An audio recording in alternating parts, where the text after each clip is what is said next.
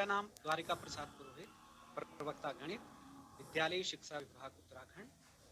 प्यारे बच्चों, जैसा कि हम गत सत्रों में कक्षा 12 के संबंध एवं फलन पाठ पर चर्चा करते आए हैं। गत सत्रों में हमने संबंध की संकल्पना को, फलन की संकल्पना, तो मैं विश करूंगा आप अच्छे से इस सेशन को एंजॉय कीजिए। जो एक्सरसाइज थी उसके क्रम में मैं एक और प्रश्न आपके सम्मुख रख रहा हूं। क्वेश्चन है, सिद्ध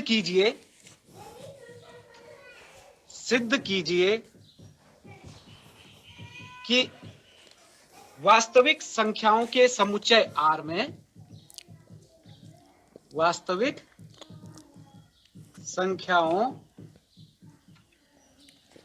के समुच्चय R में R बराबर, अब एक फंक्शन दिया है, R बराबर ordered pair AB such that, ordered pair AB such that A less than equal to B square. ये जो रिलेशन है द्वारा परिभाषित संबंध R, द्वारा परिभाषित संबंध R न तो स्वतुल्य, न सममित तथा न ही संक्रामक। यानी कि एक आपको R सेट में, रियल नंबर के सेट में एक फंक्शन दिया, एक रिलेशन दिया है, relation R is equal to ordered pair AB such that जो पहला कंपोनेंट है ऑर्डर पेयर का, जो पहला अवयव है वो दूसरे अवयव के स्क्वायर से कम या उसके बराबर है। A is less than equal to B square द्वारा परिभाषित संबंध R। आपको ये शो करना है कि ये जो रिलेशन R सेट में है वो न तो स्वतुल्य है, न ही सम्मित है तथा न ही संक्रामक है। तो आप जानते हैं कि हम इसमें तय कर सकते हैं कि कौन कौन से इसमें ऑर्डर्ड पेयर आएंगे, मगर इसमें ऑर्डर्ड पेयरों की संख्या बहुत अधिक होगी जो इस प्रतिबंध को संतुष्ट करते होंगे। तो अब उसको टेबुलर फॉर्म में लिखना बिल्कुल सार्थक नहीं है, संभव नहीं है। तो हम इसको जो इसका फॉर्म दिया है, हम कैसे इसको सॉल्व करेंगे, तो इसके सॉल्यूशन पे आते हैं। हमने लिखना इस तरह से प्रारंभ करना है कि वास्तविक संख्याओं के समुच्चय R में दिया गया संबंध R equals to ordered pair AB such that A less than equals to B square. सबसे प्रथमतः हम इसकी स्वतुल्यता की जांच करेंगे। हम ये निर्धारित करेंगे कि क्या ये संबंध स्वतुल्य है। तो हमको तो सिद्ध करना है कि स्वतुल्य नहीं है। तो किस प्रकार हम इसको तय करें कि ये स्वतुल्य नहीं है। देखिए, आप अगर मैं ये कह दूं कि इस रिलेशन में क्या ऑर्डर्ड पेयर 1-1 है, तो बिल्कुल ऑर्डर्ड पेयर 1-1 होगा। इसमें 1 is less than equal to 1 square, सही है। मगर इसके अलावा भी बहुत सारी ऐसी संख्याएं होंगी, जैसे 2-2 भी होगा, क्योंकि अगर मैं 2-2 लिख देता हूं A B के स्थान पर, A के स्थान पर 2, B के स्थान पर भी 2, तो 2 के स्क्वायर से छोटा होता है, तो 2-2 भी होगा। लेकिन क्या उदाहरण के लिए, क्योंकि ये तो सभी वास्तविक संख्याओं के लिए सत्य होना चाहिए, उदाहरण के लिए मैंने अगर A के स्थान पर 1/2 ले लिया, तो क्या 1/2 से संबंधित होगा। तो ये हम जांच करें कि चूंकि A इज इक्वल टू 1/2 लेने पर 1/2, 1/2, मतलब हमने देखा कि एक रियल नंबर A ले लिया, this does not belong to R। ये R को बिलोंग क्यों नहीं करता, बिकॉज ये पहला, इसमें क्या रिलेशन था कि पहला component less than equal to होना चाहिए दूसरे के स्क्वायर के बराबर। तो 1/2 का अगर मैं स्क्वायर करूं तो 1/2 का स्क्वायर क्या आता है, 1/4। तो 1/4 से ये लेस नहीं है, this is not less than, 1/2 is not less than equal to 1/2 square. तो जब आपको मैंने बताया था कि जब हमको किसी संबंध को ये दिखाना होता है कि ये स्वतुल्य नहीं है या सममित नहीं है, तो इसको दर्शाने के लिए मात्र एक प्रत्युदाहरण ही काफी है। तो एक उदाहरण दे दिया हमने, तो हम सीधा निष्कर्ष निकाल सकते हैं कि यह संबंध स्वतुल्य नहीं है, स्वतुल्य नहीं है। Given relation is not reflexive, given relation is not reflexive. अब दूसरा बिंदु जो हमारा जांच का है वो है सममितता। सममितता, सिमेट्री की जांच करनी है कि क्या ये रिलेशन सिमेट्रिक है। तो सममितता लिखा हमने। सिमेट्रिक होने के लिए क्या आवश्यक था कि अगर ordered pair A B relation set R में है तो ordered pair B A B होना चाहिए। चूंकि इसको सिद्ध करना है तो ये तो तय है कि ये है नहीं आपने। अब आप उस ऑर्डर्ड पेयर को खोजिए एक प्रति उदाहरण देने के लिए जो ये तय कर दे कि ये सम्मित नहीं है। उदाहरण के लिए अगर मैंने लिखा ए की जगह मैंने ले लिया 2, बी की जगह ले लिया 5, तो ए और बी दो अलग अलग वास्तविक संख्याएं हो गई। A comma b belongs to, a comma b की जगह अब मैं लिख सकता हूं ऑर्डर्ड पेयर 2 5। ए को रिप्लेस कर दिया 2 से, बी को रिप्लेस कर दिया 5 से, तो 2 5 बिलोंग टू आर। सच है। क्यों बिलोंग करता है? Because 2 is less than equals to 5 square. सचमुच सत्य है कि 2 तो 2 है, 5 का स्क्वायर 25, 2 25 से छोटा होता है, तो ऑर्डर्ड पेयर 2 5 सेट आर में होगा, रिलेशन में होगा। यानी 2 का 5 से रिलेशन है, 2 इज रिलेटेड टू 5। और चेक कीजिए कि क्या 5 भी 2 से रिलेटेड है। लेकिन हम दावे के साथ इस बात को कह सकते हैं कि 5 2 does not belong to R. 5 2 तो बिलोंग करता ही नहीं है। क्यों नहीं बिलोंग करता है? Because 5 is not less than equal to 2 का स्क्वायर। अगर 2 का स्क्वायर करें तो 2 का स्क्वायर 4 प्राप्त होता है, 5 4 से लेस नहीं होता। तो इसलिए हम कह सकते हैं कि इसी प्रति उदाहरण के आधार पे कि दिया, इसलिए संबंध आर सममित नहीं है, सममित नहीं है, यानी कि given relation is not symmetric. Now अब हम तीसरी कसौटी जांचें। तीसरी कसौटी है संक्रामकता की, संक्रामक की, यानी ट्रांजिटिव। हमने देखना है कि क्या ये रिलेशन ट्रांजिटिव है। जैसा कि हमको प्रूव करना है कि ट्रांजिटिव नहीं है, तो आप ऐसा प्रति उदाहरण खोजिए जो ये सिद्ध कर दे कि ये संक्रामक नहीं है। तो इसके लिए हम ए बी सी के वैल्यूज सेट कर लेते हैं। मान लिया मैंने ए की जगह 2 निर्धारित कर लिया, बी की जगह -2 निर्धारित कर लिया और सी की जगह भी -1 तय कर लिया। अब देखिए ए बी सी ये तय किए हैं। आप एक बिल्कुल विश्वास से कह सकते हैं कि इसमें ऑर्डर्ड पेयर ए बी यानी 2, -2, -2, -1, यानी कि ये दोनों के दोनों ऑर्डर्ड पेयर आर को बिलोंग करेंगे। चूंकि 2 is less than equal to -2 का स्क्वायर, -2 का स्क्वायर 4 होता है, तो 2, -2 बिलोंग करेगा। इसी प्रकार -2, -1 भी बिलोंग करेगा, क्योंकि -1 का स्क्वायर +1 और -2 is less than equal to +1, तो ये दोनों के दोनों ऑर्डर्ड पेयर बिलोंग कर रहे हैं। देखिए हमने कैसा लिया है, पहला दूसरा, दूसरा तीसरा, ये जिस पे रिलेटेड था वहां से दूसरा एलिमेंट उठाया, तो दोनों के दोनों निश्चित रूप से आर को बिलोंग कर रहे हैं। लेकिन आप देखिए, लेकिन 2, -1 does not belong to are.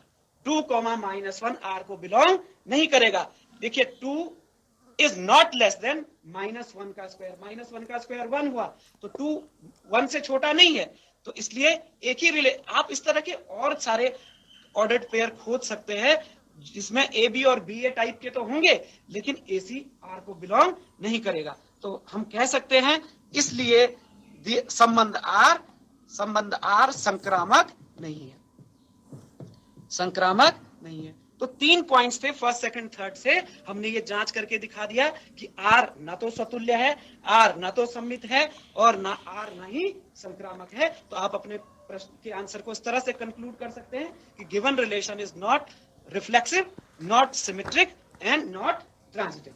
तो इसी के साथ आपका ये आंसर पूरा होता है। हम मिलती जुलती इससे एक और समस्या लेंगे जिससे कि आपकी धारणा और स्पष्ट हो। नाउ एक इसी से मिलता जुलता क्वेश्चन जो कि आपकी पाठ्य पुस्तक से भी संबंधित है कि जांच कीजिए नंबर 2,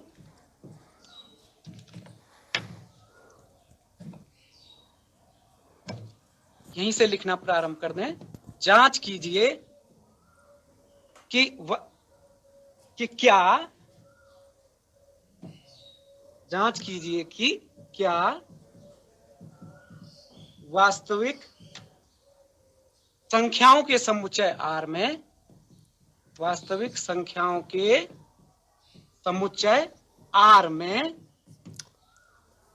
जो रिलेशन R है, अब थोड़ा सा इसमें परिवर्तित रूप है, ordered pair A B such that A is less than equals to B cube, पहले में स्क्वायर था अब क्यूब है, द्वारा परिभाषित संबंध, द्वारा परिभाषित संबंध,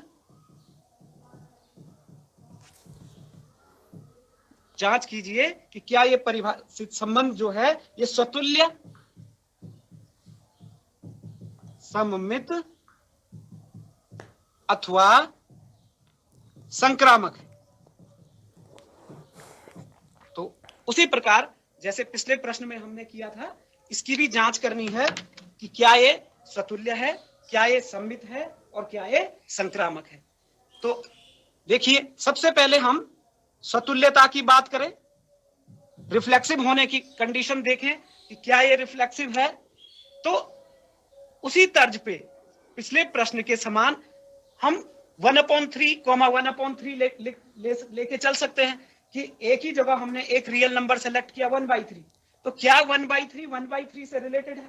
तो 1/3 से रिलेटेड कब होगा? जबकि 1/3, देखिए 1/3 इसकी जांच करनी है, ये R में कब होगा? जब पहला कंपोनेंट यानी 1/3 लेस देन इक्वल टू 1/3 का क्यूब होगा। पर क्या ऐसा संभव है? देखिए 1 का क्यूब 1, 3 का क्यूब 3 3 जा 9, 3 जा 27, क्या 1/3 लेस है 1/27 से? बिल्कुल नहीं। तो चूंकि ये लेस नहीं है तो मैं ये कह सकता हूं कि जो ऑर्डर्ड पेयर 1/3 है वो R को बिलोंग नहीं करता है। तो मैं इसको इस तरह से लिख सकता हूं कि ordered pair 1/3 does not belong to relation set R। उसका कारण क्योंकि 1/3 is not less than equal to 1/27। 1/27 एक एग्जांपल काफी है, तो हम लिख सकते हैं इसलिए संबंध R, इसलिए संबंध R स्वतुल्य नहीं है, स्वतुल्य नहीं है। इंग्लिश में आप लिखना चाहते हैं तो therefore the relation R is not reflexive। अब दूसरे पर आते हैं, सममित, सिमेट्रिक होने के लिए हमको जांच करनी है। सिमेट्रिक होने के लिए कंडीशन क्या है कि अगर ए बी है तो बी ए भी होना चाहिए। हम प्रति उदाहरण तलाशें कि क्या सबके लिए सही है। बहुत सारे आपको ऐसे ऑर्डर्ड पेयर लिखते ही लिखते आपको आ जाएंगे जो इस बात को संतुष्ट करते होंगे। मान लिया आपने 2,3 पर विचार किया, तो 2,3 इसमें होगा। क्या 3,2 है? आप इस पर विचार कीजिए। 2,3 ये स्क्रैप वर्क है। 2,3 बिलोंग टू R। क्यों बिलोंग टू R? क्योंकि 2 जो है वो 3 के क्यूब यानी 27 से छोटा है, इसलिए 2 3 है। क्या 3 2 है? क्या 3 2 है? इसकी जांच करें तो 3 2 पहला कंपोनेंट 3, दूसरे का क्यूब 8, 3 8 से छोटा है तो 3 2 भी है। तो इस ऑर्डर्ड पेयर को लेने से तो ऐसा लग रहा है जैसे मानो ये सममितता की कंडीशन को सेटिस्फाई कर रहा हो। पर हम दिमाग लगाएं, विचार करें कि क्या सभी वास्तविक संख्याओं के सभी संभावित क्रमिक युग्मों के साथ ये संभव है? तो आप देखेंगे कि अगर मैं मान लीजिए यहां पर 1/2 पर विचार करूं तो 1/2 ले लूं एक ही जगह पे, तो चूंकि 1/2, 1/2 आप दावे के साथ कह सकते हैं कि this does not belong to R। क्यों बिलोंग नहीं करता? बिकॉज माफ कीजिए, सममितता के लिए, ये तो स्वतुल्यता की कंडीशन हो गई। सममितता के लिए हम क्या लिख सकते हैं? 1 2 ले लेते। 1 2 बिलोंग करेगा। 1 2 क्यों बिलोंग करेगा? क्योंकि 1 2 के क्यूब से छोटा है। 1 2 belongs to R because 1 is less than equal to 2 cube, 2 cube that is 8। अब विचार कीजिए कि क्या 2 1 है, तो 2 1 R में है कि नहीं है। इसके लिए क्या आवश्यक था कि क्या 2 1 के क्यूब से छोटा अथवा बराबर है। तो 1 का क्यूब तो 1, 1 जा 1, 1 जा 1, 1। तो क्या 2 1 से छोटा है? बिल्कुल नहीं। तो 2 1 does not belong to R because, कारण क्या है यहाँ पे कि 2 is not less than equals to 1 cube. तो ये हमने कंडीशन लिख दी। एक ऐसा ऑर्डर्ड पेयर खोज लिया जिसमें ए बी तो बिलोंग कर रहा है R में, किंतु बी ए बिलोंग नहीं कर रहा है, तो हम लिख सकते हैं इसलिए संबंध आर सममित नहीं है। The given relation is not symmetric. अब बात आती है संक्रामकता की, यानी ट्रांजिटिविटी की। ट्रांजिटिव है कि नहीं है, अब हमको इस प्रश्न पर विचार करना है।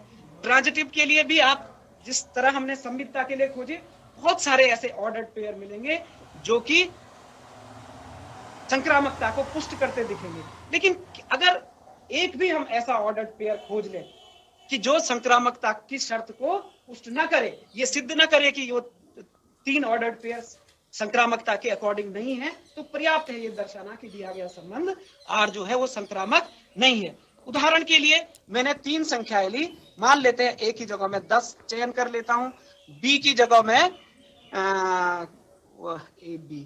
बी की जगह में सेलेक्ट कर लेता हूं 3 और सी की जगह में सेलेक्ट कर लेता हूं, उदाहरण के लिए सी की जगह सेलेक्ट कर लेते हैं 2, मान लीजिए ए बी सी। अब ये किस तरह से, ये हमारी तीनों के तीनों यहाँ पे ये तीनों के तीनों जो एलिमेंट्स हैं वो आर सेट के अंतर्गत है, यानी वास्तविक संख्याओं के समुच्चय से लिए हैं। और ये इस प्रकार लिए हैं तीनों के तीनों, देखिए किस प्रकार के एबीसी लिए भाई, कि ordered pair 10,3 belongs to R. इस रिलेशन सेट में 10,3 बिलोंग करेगा। क्यों करेगा?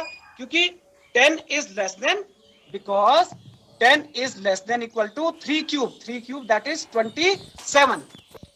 इसी तरह से 3, ये 3 पे समाप्त हो रहा था, 3 2, क्या 3 2 ऑर्डर्ड पेयर आर को बिलोंग करेगा? तो यस, 3 2 भी आर को बिलोंग करेगा, because 3 is less than equal to 2 का क्यूब 8।